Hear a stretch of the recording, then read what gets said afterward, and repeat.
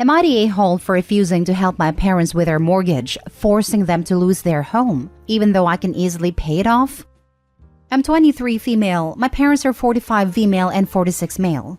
I have two brothers, 24 and 21, and a little sister 8. We grew up upper middle class. As children, my parents would buy my two brothers whatever they requested, regardless of how expensive it was, allowed them to go on trips with them and threw them over-the-top birthday parties which I didn't receive any.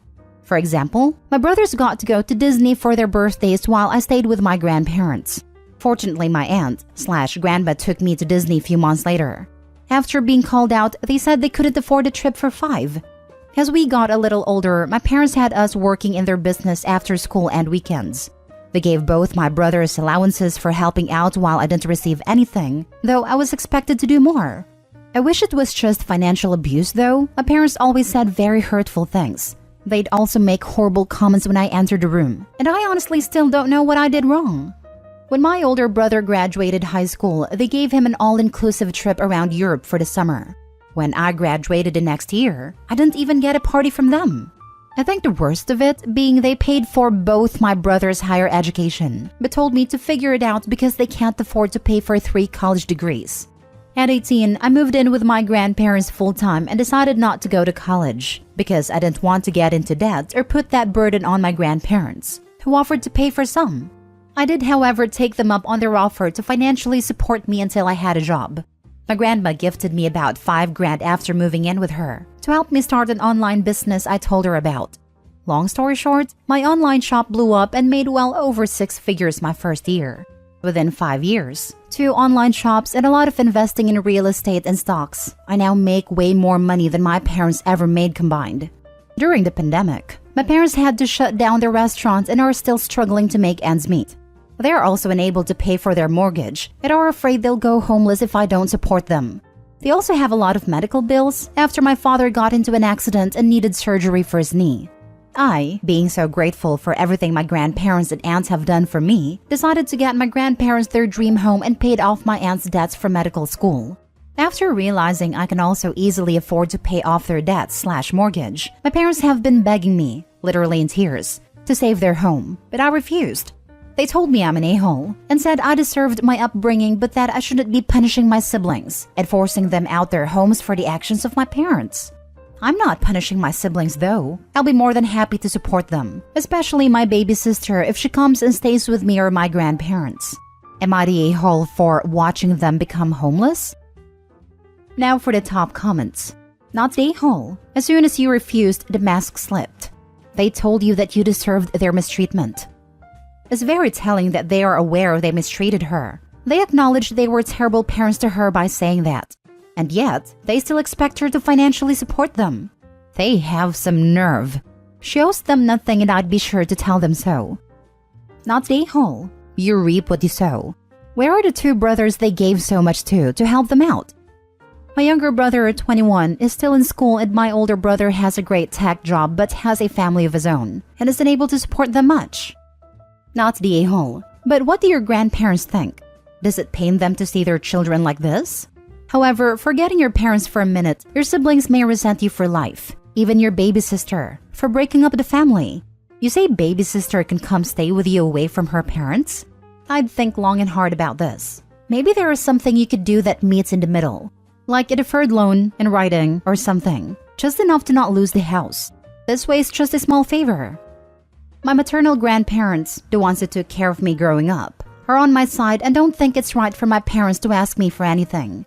They obviously feel bad for their daughter's situation, but don't think it's my responsibility, especially when they've called her out multiple times and she didn't change. Also, they aren't really a fan of my father. As for my siblings, they're fully aware of my treatment and wish they did something growing up but couldn't. They don't blame me for not wanting to help. We have a great relationship and I plan to support my younger siblings, 21 and 8. My little sister doesn't know anything about this and hopefully is kept that way until she gets older. Next story. Am I the a-hole for refusing to help my sister throw a party and pay for a gift for our parents' 30th wedding anniversary? My sister, 29 female, is our parents' favorite.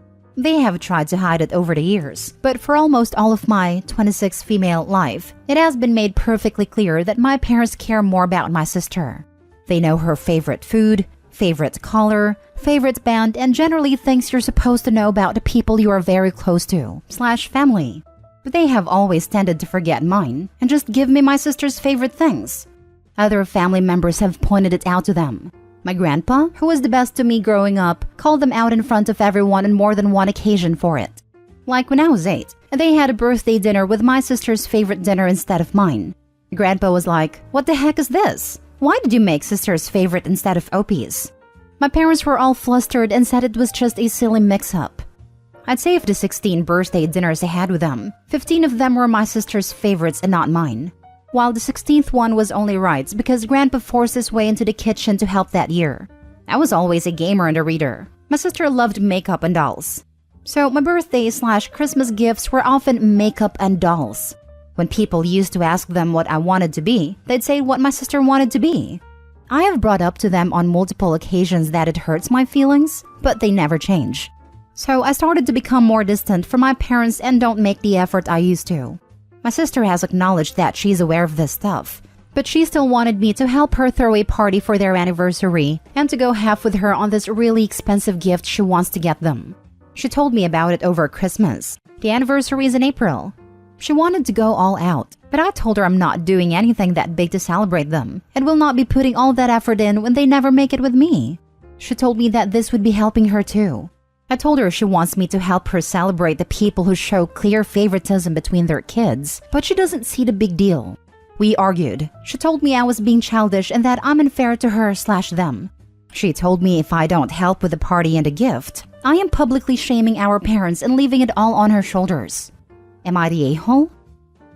Not the a-hole. Give them makeup and dolls. No, get them Grandpa's favorite. Opie, not the a-hole. Just forget about them and live your best life. Celebrate your grandpa though. He's the real one. Not the a-hole. Favoritism or not, you don't have an obligation to pay expensive gifts to your parents nor to throw big parties. It is nice if you can afford it and if you have a good relationship with them, but not given. Your sister calling you unfair when it was your parents showing clear favoritism is laughable. Did your sister ever stand up for you? Not that it was her role, but it would have been nice. Her behavior in this situation is really selfish. It's about what she wants and what your parents want, disregarding what you want once again. She didn't. Other family members did, but she'd say nice things to me after it happened. That was about it. So it's not really standing up. More like a pat in the back, but she didn't do anything to make an unfair situation right. Definitely not a-hole, OP. Blaming the person who suffered from discrimination is not okay.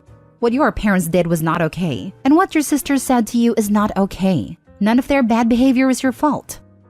Not the a-hole, and I'm surprised you're still keeping in touch with them. You aren't obliged to give your parents anything just because they made you.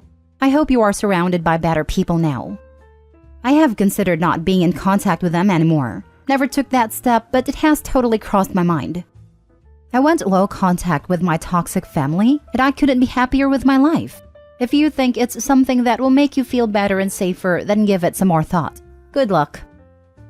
Next story. Am I the a-hole for not paying for the repairs for a car I gave to my nephew for free after buying myself a new one? Back in October, I decided to buy myself a new car, which is a used 2020 Jeep Compass.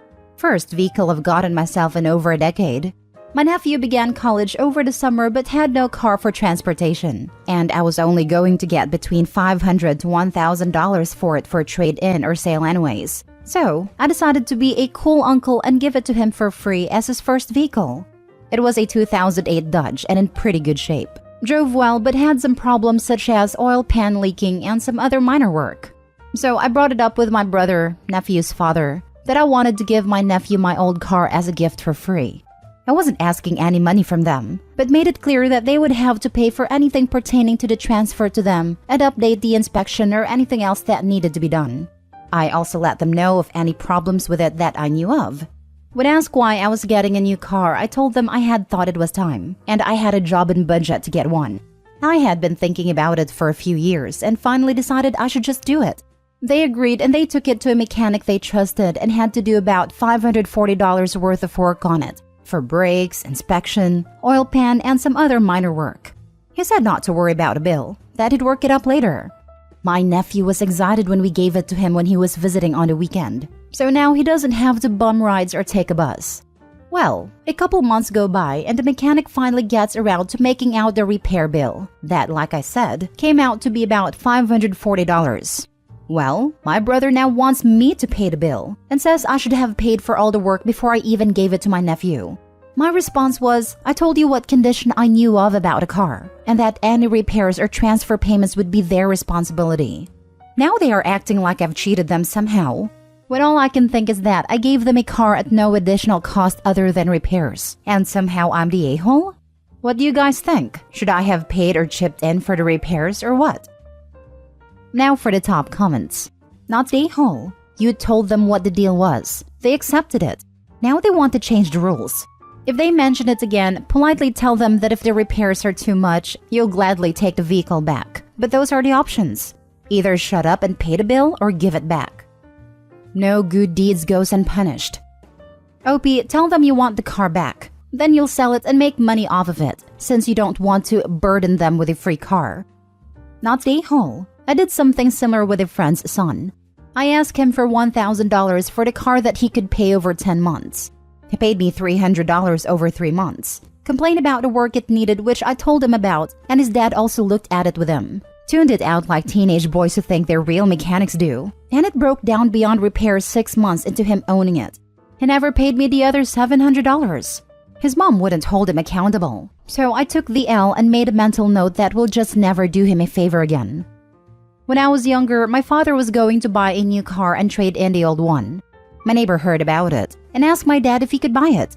My dad reluctantly agreed because he believed mixing money and friendship was dangerous. Sure enough, after a month or so, the car died. My neighbor informed my dad about it and made him feel bad, so my dad paid him back all of the money. A few years later, my parents wanted to sell the house and move away. They told a real estate agent not to put up signs but to sell it quietly. When our neighbors discovered they had sold the house, they were upset because my parents hadn't told them, because they wanted to buy it for their son. My father was wise in his decision not to involve family and friends in money transactions. I've learned a valuable lesson. Last story. Am I the a-hole for not asking my ex when I am moving abroad? Me and my ex-wife divorced when our daughter was 3 and she's 15 now.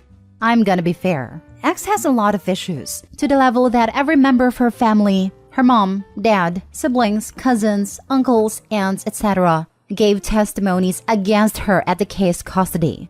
As a result, I was given sole legal and medical custody after the divorce. She was bound to child support. That was automatically cut from her salary that was also decided by the judge because she was found untrustworthy to handle this. The house we lived in was her father's, and he made her move out to a smaller flat of his and he transferred the deed to mine in my daughter's name. She's also not allowed to have anything but supervised visits, but she didn't visit since she is 5 years old, so I mostly raised her by myself, with the help of our extended families. 2 months ago, I got a job offer from a university in Uruguay to be a visiting professor for 3 years. After I talked with my daughter, we thought it was a good idea, and she said she wanted to see and experience South America. There, I also don't have a rigid schedule so we can tour around South America in these 3 years. I also never went to South America other than Rio in late 1990s for Rio Carnival, so it will be a new experience for me too. And at the 27th of December, we moved to Uruguay. Her family was supportive and told us to enjoy this experience. But the problem is my ex. She called me and yelled at me for 30 minutes. Then my daughter took the phone from me and closed it to her face after saying, "Why do you care when you weren't there?" The thing is, my ex doesn't have any power over me and my daughter, so we can do anything we want. She also doesn't own the house she's living right now, and father-in-law can kick her out if he thinks she is out of line. So I might be abusing the power I have. Am I the a-hole? Not the a-hole. To your point, she hasn't cared for the past 10 years, so I think it's just a jealousy coming out in her. As long as you're legally able to move your daughter out of the country, go for it. Enjoy your life and don't look back. This indeed. OP, don't even bother to let her father kick her out. Put your energy elsewhere. Just ignore her calls and go have fun with your daughter. If her father is annoyed with her, he can handle her himself. And I hope your daughter will have a blast. Not the a-hole for me, I reckon. I'm a little confused as to what the problem is that you describe at the end. It looks like you and your child are perfectly fine to move away to Uruguay. The anger that your ex-partner has seems likely to be driven by their own shame, rather than anything based on the situation. If they had a good relationship with their child and exercised the visitation rights, then it would surely be a difficult situation to manage. But that's clearly not the case here. I think their living situation shouldn't really be any concern when you and your child make this decision. It's really up to the father-in-law whether they boot them out. I think you don't have to feel guilty or responsible if their own actions cause them negative consequences. Father-in-law can kick her out if he ever thinks her daughter is disturbing her granddaughter.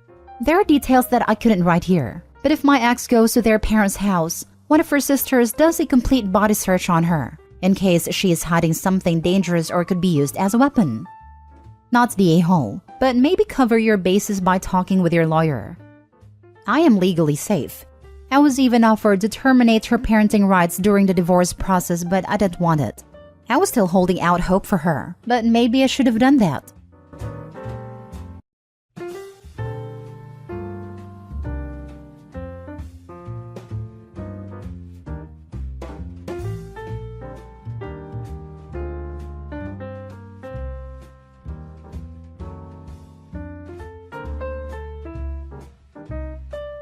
My boss flipped out after I quit, and now he's threatening consequences.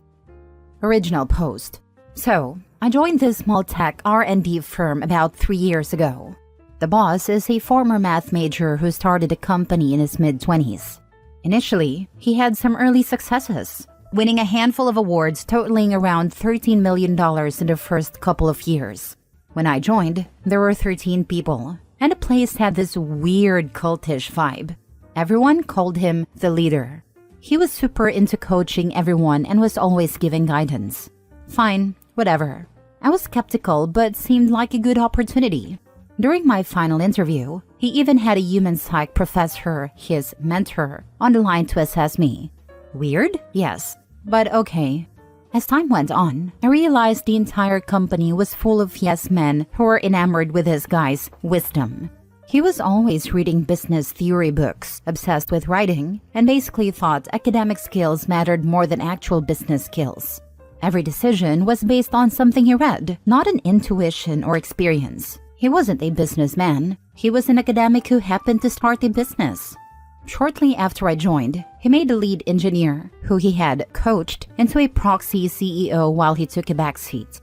Problem was, the lead engineer didn't want to lead, didn't know how to make decisions, and had to run everything by the boss anyway, who was basically AWOL. The boss was off trying to find investors, but couldn't close any deals because his negotiation skills were purely theoretical and not rooted in any real-world experience. Fast forward 2 years and we're not winning any awards. Then one day after a big demo, the boss lays off half the company. No warning, no heads up, because his advisor told him to just cut everyone loose. The next day, the boss took a 2-week vacation, leaving me, the lead engineer, and one senior programmer to do everything. Yep, seriously. We busted our butts and won a small award. But then the lead engineer quit. After 8 years of loyalty and burnout, when he told the boss he was leaving, the boss basically said, "Don't let the door hit you on the way out." A few months later, the senior programmer quit too. So now it's just me running the entire technical effort. There's one other person, a program manager, who deals with customers but mostly comes to me for help with anything resembling actual work.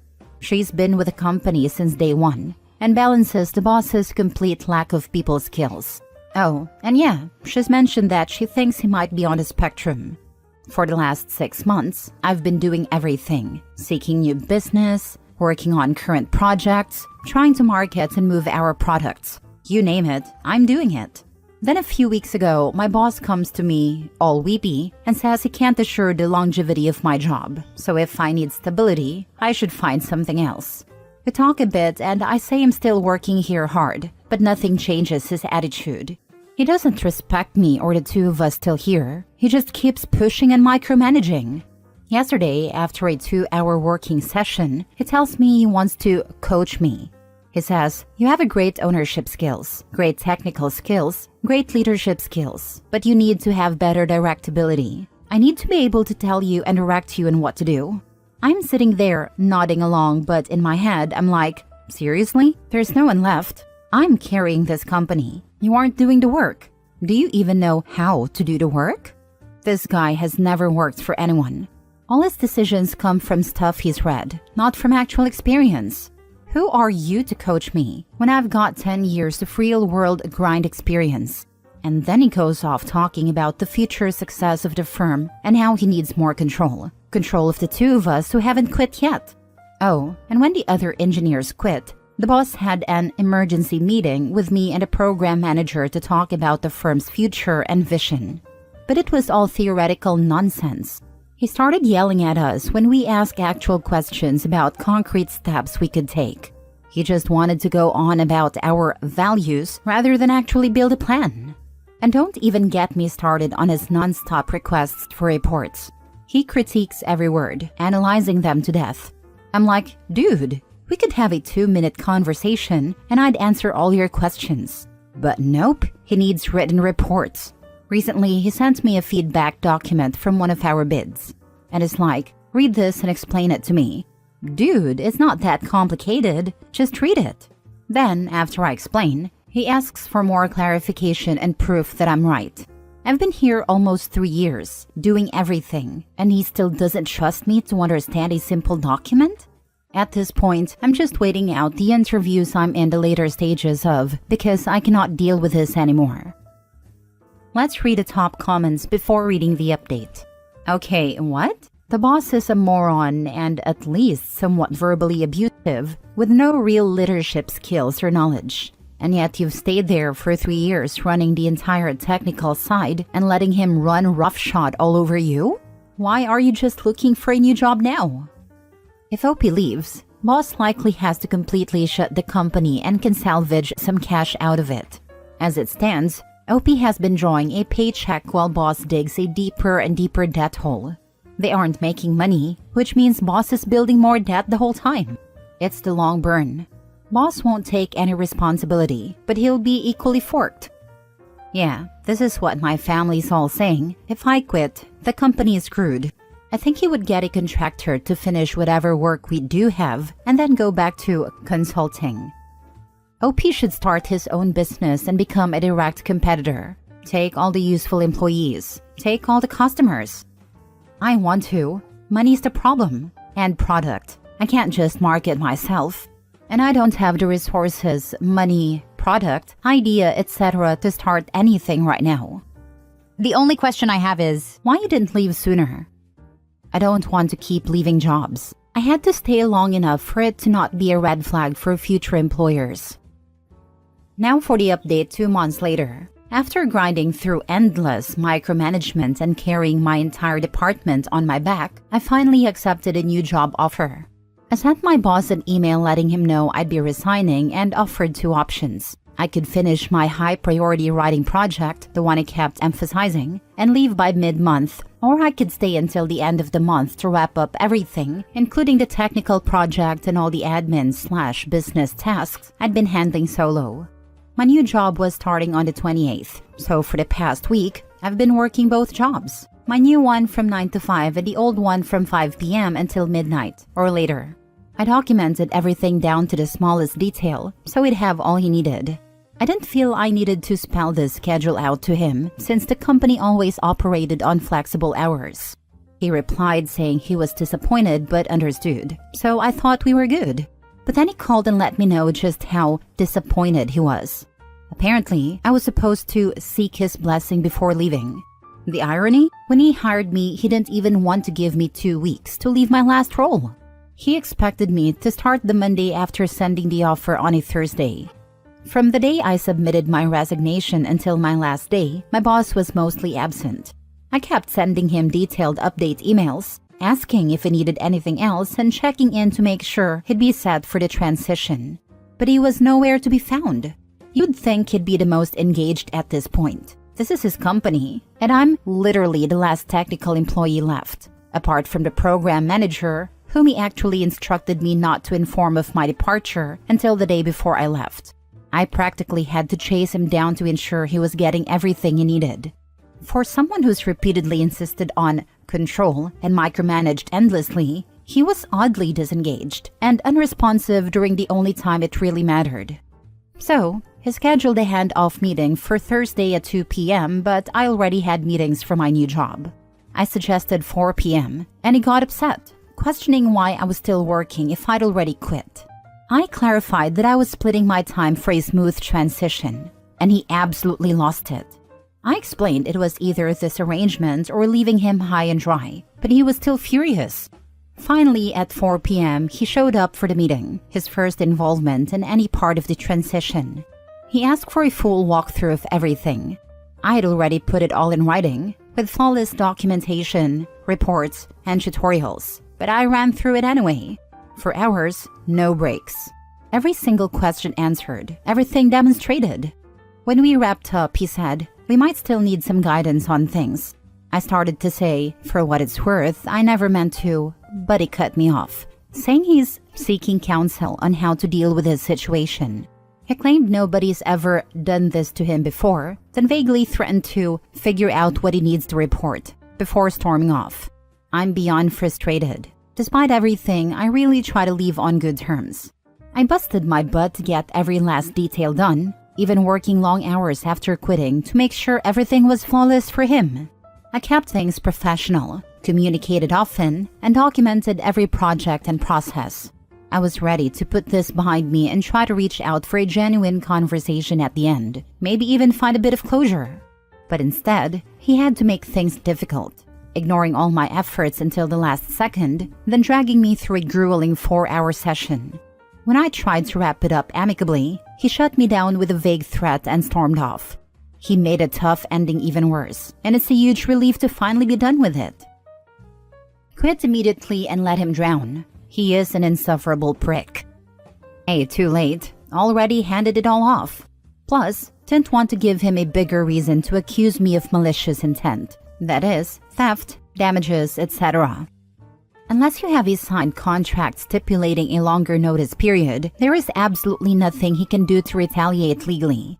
As things stand, you were more than professional in giving him notice and ensuring a good handoff. Whatever counsel he is looking for will tell him the same thing. If you are in the US, most states are at will, meaning neither party needs to give any notice for the end of employment. And there is no legal consequences, outside of government jobs and some other small exceptions. Good on you for finally getting out of there, and not give them another thought and focus on your new job with hopefully a better environment. I'm concerned more that he'll try to rack up some sort of malicious activity complaint, stealing/mishandling IP, deleting stuff, etc. Obviously, my counter to that is that I handed everything off with 0 problems and went above and beyond to get it to him. But it would be such a headache. Or like, what if he finds out who I'm working for and reports me to them? No worries, his place is closing soon. Really hope he finds something to do or wins something. He has a big family. Wouldn't want him to actually have financial hardship. Second update. The following morning, my ex-boss emailed me with a standard exit paperwork. In this, he included his version of the timeline of events since I resigned, an excerpt from some onboarding paperwork where I agreed not to disparage the company, work for a competing company, etc. He also claimed that I had committed to provide ongoing support as needed for the next 12 months. Finally, he wanted all the home office equipment I received when I started working returned. A mismatched chair, desk, headphones, etc. I sent back a very direct and pointed email with my version of events, detailing everything I had done for him, and firmly stated that I did not commit and will not provide ongoing support. I haven't heard back since.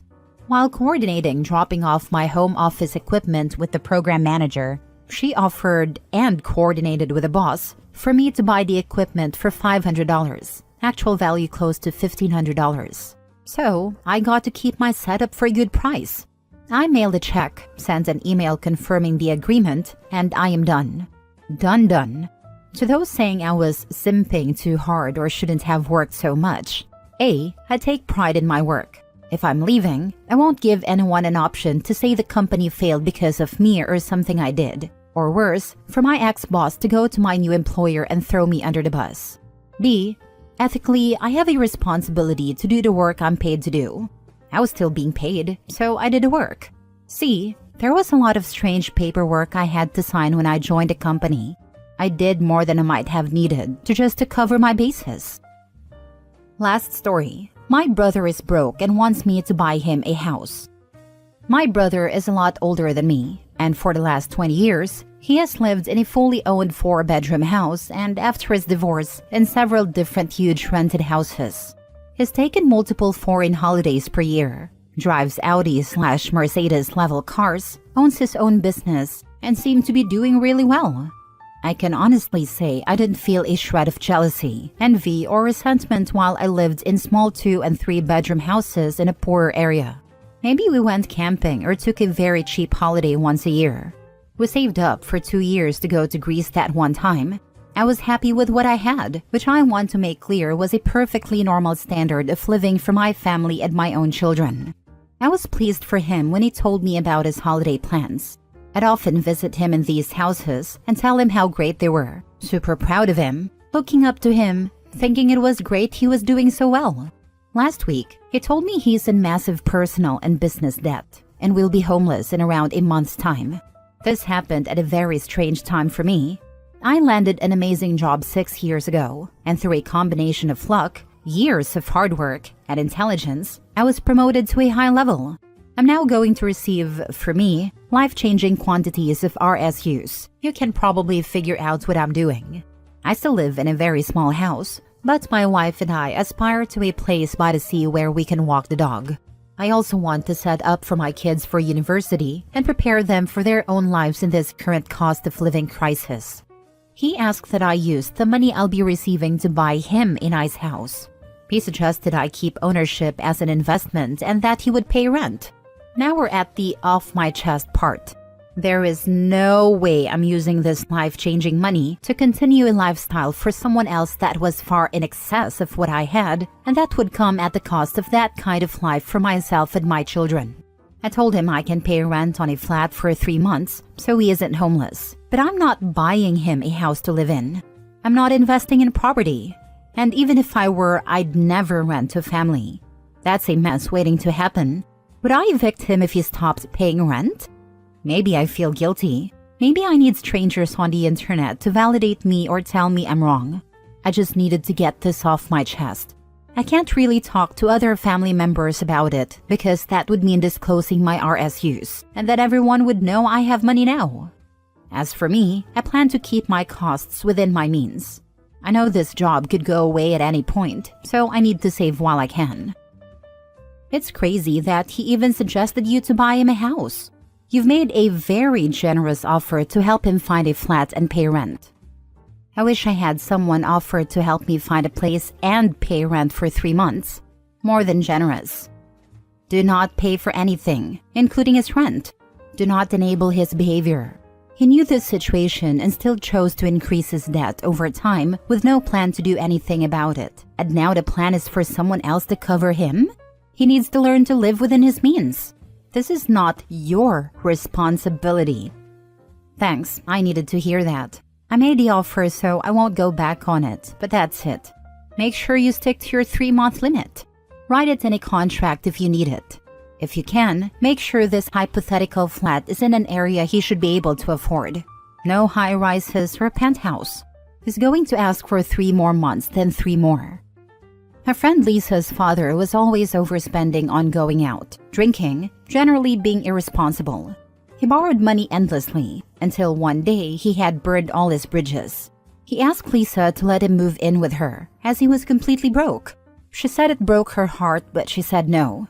She said she would let him come over to her place once a week to shower, and would bring him a bag of food once a week.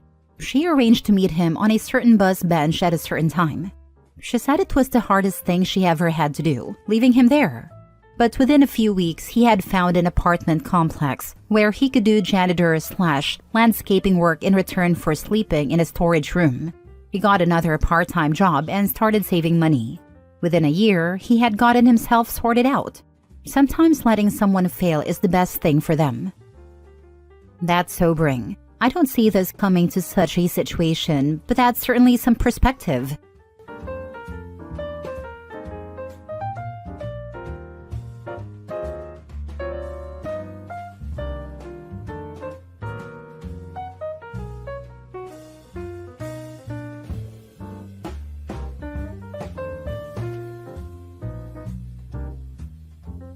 Update. Am I the a-hole for terrorizing my brother, making him live in his own filth?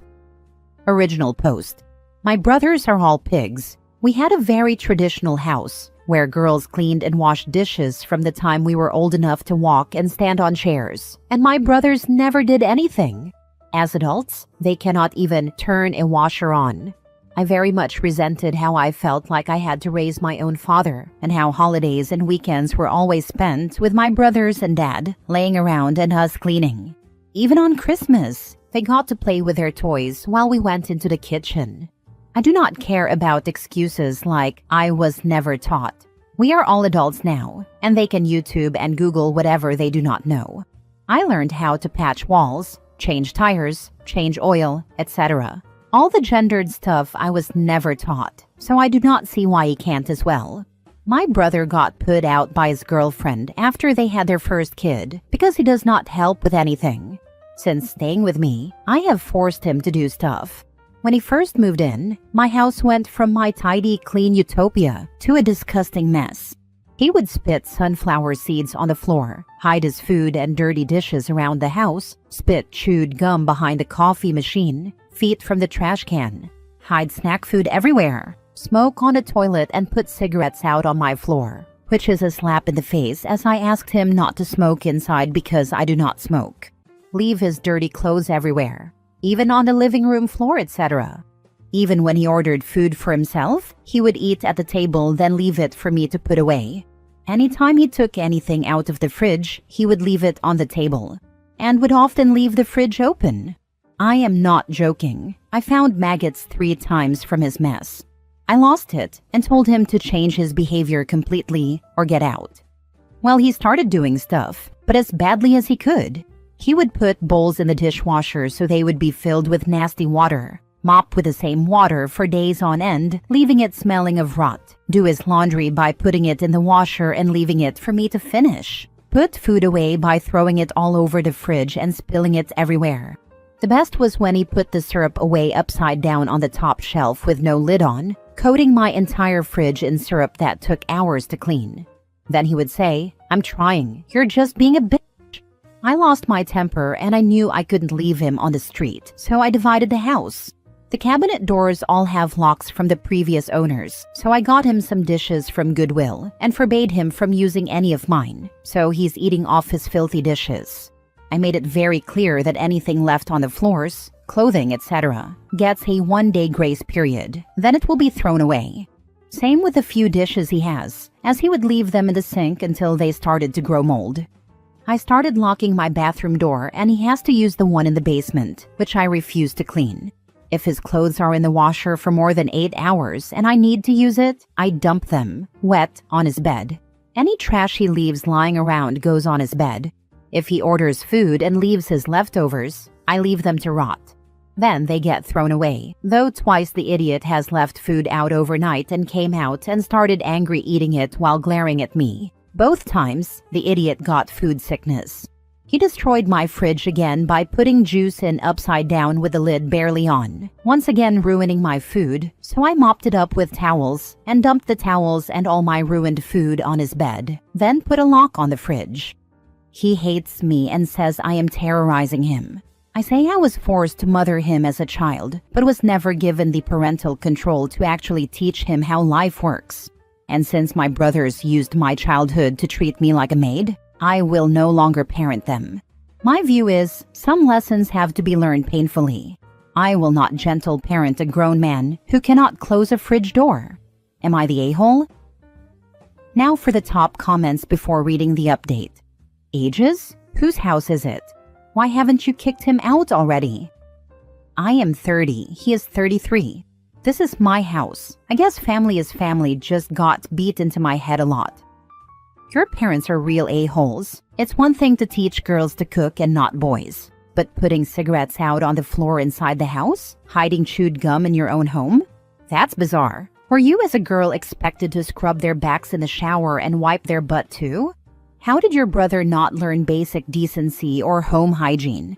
It really sounds like he is terrorizing you.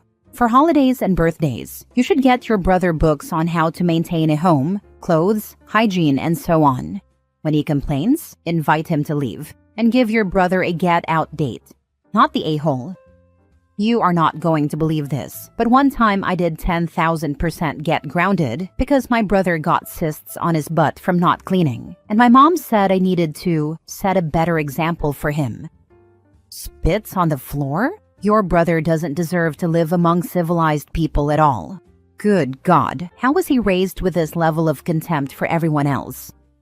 He has always been this way. Our parents got him in the Big Brother program, hoping some guidance would help him, and he stole his big brother's wallet, then cried about being abandoned when the poor guy dropped him. Mini update. So just to update everyone, things came to a head today. I had to work the early shift and had a session with my table tonight at 6. I'm DMing a few D&D games. I begged my brother to keep the living room clean. I came home and the house was more than trashed. I mean, it looked like a bomb went off. He even dropped a cup of milk on the floor and left it. I flung the whole milk jug at his head and screamed at him to GTFO. He tried to bulk up to me and I lost it, screaming "get out" over and over. And I guess he saw how unhinged I was because he stormed out. I cleaned up the milk, then jumped online to message everyone to cancel and saw the 700+ notifications. You all gave some really solid advice, and I knew reading the replies last night that this was over. I was going to give him a few weeks, but seeing that milk all across my new floor was the last straw. I don't know where he is going. I don't care. Thank you all. Now for the full update. To start, I know a lot of people seemed incredibly perplexed that I even allowed this. To that, all I can really reply is that I grew up in a very toxic environment. They are Mormons, and not the modern kind. When I was a kid, I was not allowed to wear pants. In my childhood, if you asked a man to clean, you would be looked at like you were insane. And if you got mad at a man for being messy, it would even be implied you could possibly be spiritually corrupted for attacking the original design. Obviously, after I left the church, I understood that things are different, but I am not as healed as I thought. I obviously need a lot more therapy. I also got a few messages asking why I didn't include that I am autistic in my post. This is just because it is not relevant. The actual update, my brother is MIA. For anyone who missed it, the day after that post, I came home to a trashed house and a glass of milk spilled on the floor that had obviously been there for a while. I lost it and lugged the milk jug at his head, thankfully missed, and screamed at him over and over to get out.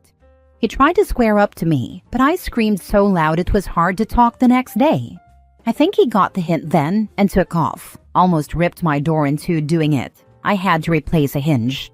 I know some people wanted me to sue him, but during this whole situation, I was confronted with a health scare. Just some weird-looking moles, but I am still worried, so I do not want to deal with that. He left, get this, and went to the house of his 19-year-old girlfriend. Apparently, he met this girl when she went to the bar for her 18th. I had no idea this was going on, but all my brothers did.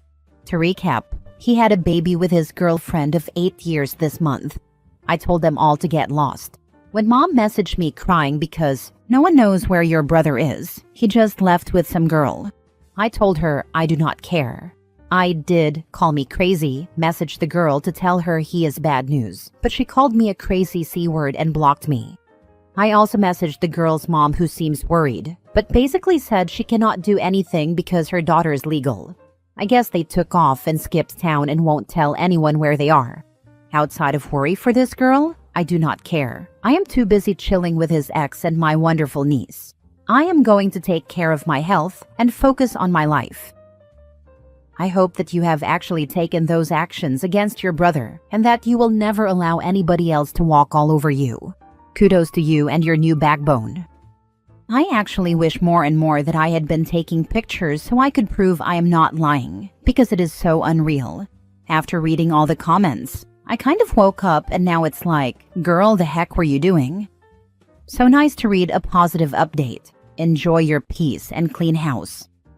Hope it's clean. Sounds like lots of work to fix. My friends all came over and we had a cleaning party. The basement toilet was the worst, as that was the only area I was not monitoring. I mean, it was horrific. I sprayed bleached all over every inch of that room. Did you change all of your locks and get a good security system? I put on a new padlock. He wouldn't hurt me, but I 100% could see him robbing me. Next story. Am I the a-hole for telling my brother I'm not going to advocate for his wife to be included more when she's rude to mine? My wife, 32 female, is very close to my 33 male family. We were childhood best friends, high school sweethearts, and we've been together for 18 years now. They've known her all that time, and my mom adores her. They're incredibly close. Actually, my mom has a good relationship with all but one of her children's partners. My younger brother, Aiden, 29 male, and his wife, 27 female Jem, are the exception. Aiden married Jem last year. They dated for a couple of years before that. At first, we all got along pretty well with Jem, but she suddenly started being a prick to my wife. It started with very subtle comments that my wife said were nothing, and that I was just overreacting. While others would joke that my wife was mom's favorite kid, Jem would sound bitter and jealous about it. Then her comments turned mean. The jokes, which were never very frequent, stopped after that, but Jem would bring it up anyway. Then it became comments about how exhausting it must be for my wife to have so many people who want her time and attention. Those were sparked by my siblings' partners also getting along with my wife, not to mention my mom and wife hanging out, and the fact that my wife and I have kids together. I asked Jem what her problem was, spoke to Aiden one-on-one as well, and others spoke up in defense of my wife.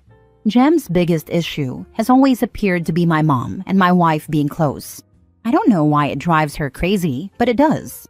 Now Aiden's frustrated because Jem isn't included the way my wife and the other partners are.